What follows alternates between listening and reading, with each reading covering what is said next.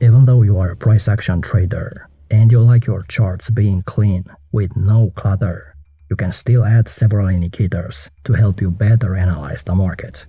I've tried and tested many price action indicators, and these are the ones that will actually give you the upper hand in your trading decisions. So, like, subscribe, and stick around for the full video.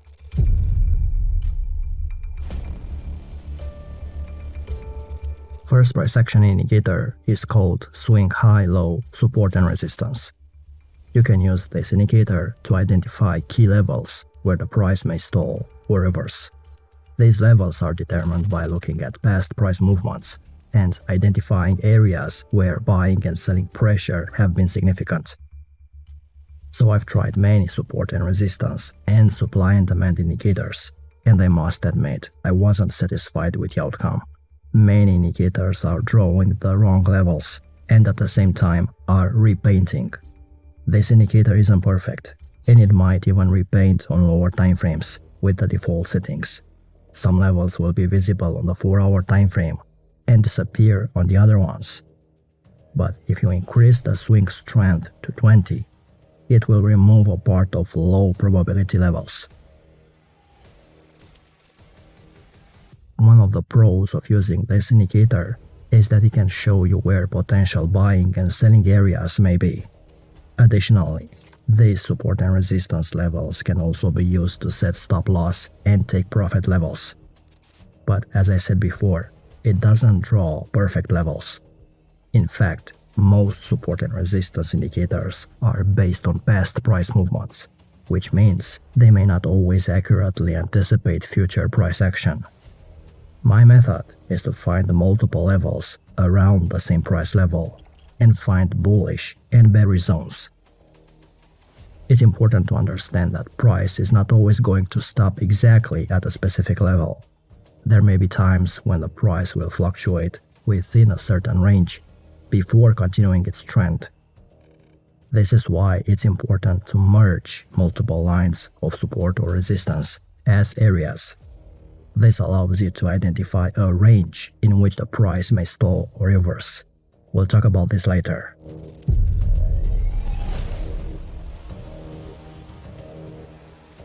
Another useful indicator is the engulfing candle detector. This indicator uses a combination of both bullish and bearish engulfing patterns to generate potential signals. So each time a small candle body is completely engulfed by a larger candle, the indicator prints a signal. This could be considered as a reversal signal, showing that the current movement is losing momentum and the potential reversal may be on the horizon. To better visualize the signals, I recommend you use the same color for up and down candles. Then choose green for bullish engulfing candles and red for bearish ones. It's much cleaner this way, and you'll see the signals in just a few seconds. Again, I must insist that even though the engulfing candle detector can be a useful tool for identifying potential reversal points, it should not be used as a standalone tool. I personally use it to analyze multiple engulfing candlesticks located around the same area. So look here. We have a small range, which resembles a possible accumulation area. But the engulfing candle detector showed 4 bullish candles and 1 bearish candle. To me, this is bullish pressure. Multiple engulfing candles located around the same spot. Price indeed went up after the breakout from the range. And here's a bearish pressure zone. 5 bearish engulfing candles and 2 green candles during a range, a possible distribution area. After the breakout to the downside, price continued the aggressive down move. I bet you wouldn't have seen this area if you didn't change the color of the candlesticks.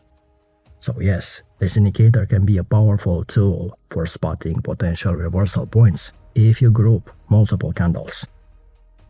Later, I will show you how to use it in combination with other price action tools.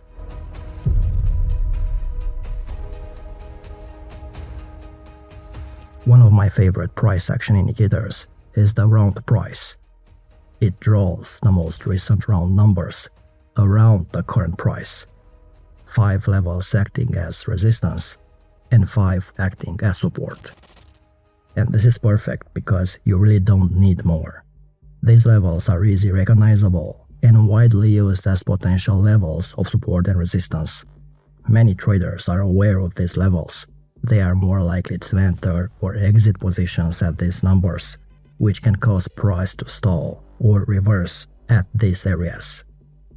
Round numbers are very important in trading and can often be seen as areas of congestion where price is likely to stall or reverse. If you use other price action tools in conjunction with round numbers to confirm potential trade signals, you could potentially receive pretty decent signals. Again, we'll talk about this later.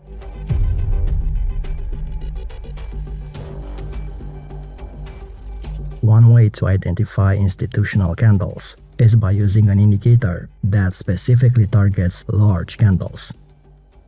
This indicator can be set to display those high spread candles and will help you to quickly spot large candles that may have been formed by institutional traders.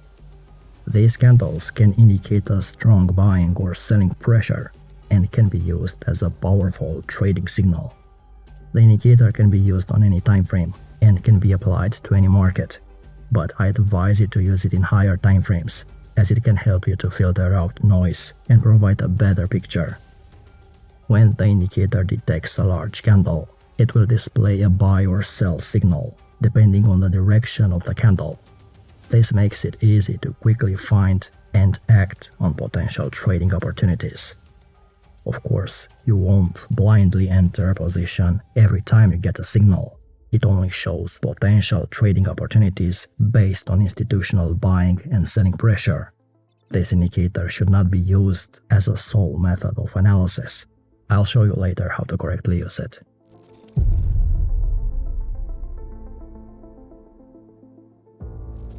Another indicator that specifically targets pin bar candles can be a valuable tool.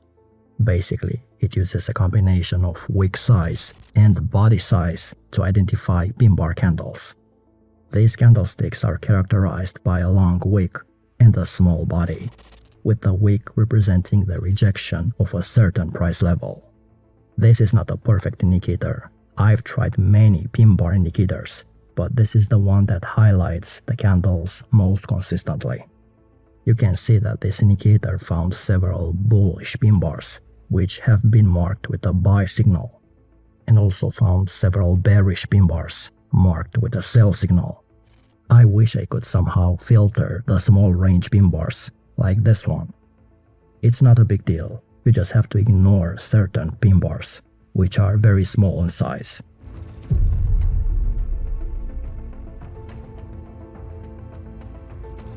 A simple combination to find confluence and key levels is to use the support and resistance indicator with a round numbers one. You first find areas with multiple lines and mark it as a key area.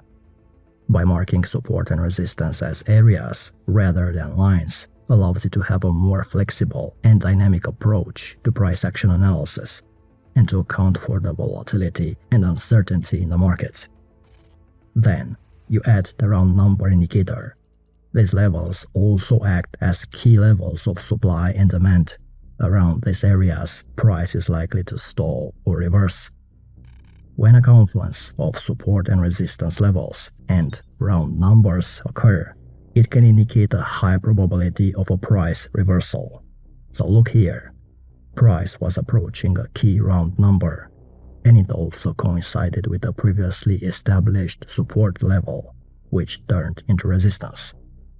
A great short opportunity.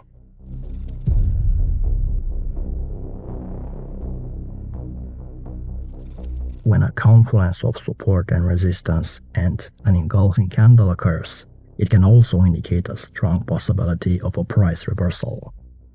Here's an example where the price is approaching a key resistance area. We have multiple lines around the same area, so this is an important zone. And when a bearish engulfing candle formed at that level, That was a good signal to enter a short position, with a stop loss above the high of the bearish engulfing candle, and the profit target at the next support levels.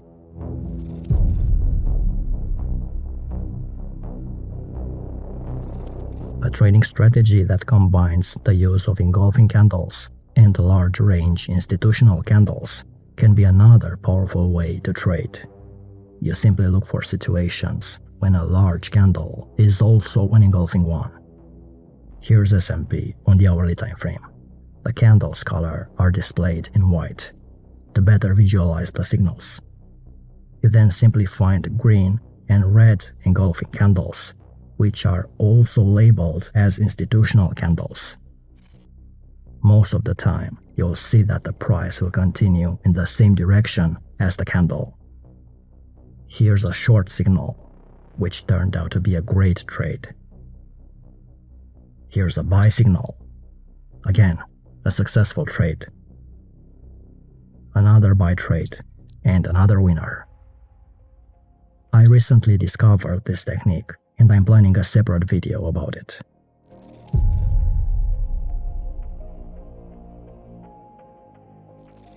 When you find a confluence of a pin bar candle with a round number, it can also indicate a high probability of a price reversal. For example, price is approaching a key round number, and it also coincides with a bearish pin bar formation. To remove false signals, it's better to enter when the low of the pin bar is taken out. And look here, price is approaching another key round number, and this time a bullish pin bar forms. This can be a signal to enter a buy position, but only when the high of the pin bar is taken out. You see how this approach protects you. If you entered right after the pin bar formed, you would have been stopped out, most likely. Then price reversed and moved in your anticipated direction. But if you placed a buy stop above the high of the pin bar, you would have entered at the right time.